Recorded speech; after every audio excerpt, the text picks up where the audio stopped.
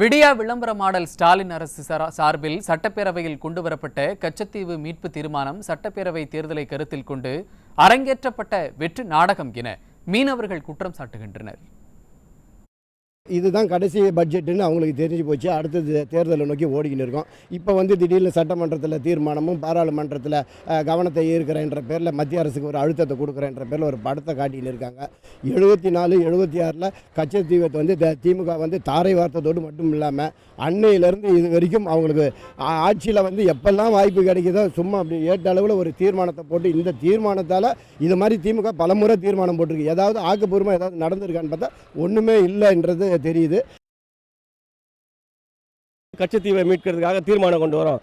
ஏன்னு பார்த்தீங்கன்னா இந்திய அரசு பாரத பிரதமர் டெல்லி இலங்கைக்கு போக போகிறாரு.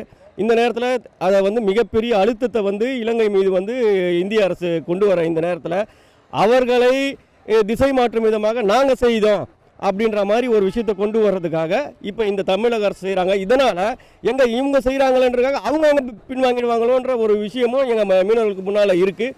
இது தமிழக மீனவர்களை வஞ்சிக்கிறதுக்காக இந்த தமிழக அரசு கொண்டு வருதுன்னு எங்களுக்கு ஒரு சந்தேகமாகவே இருக்குது.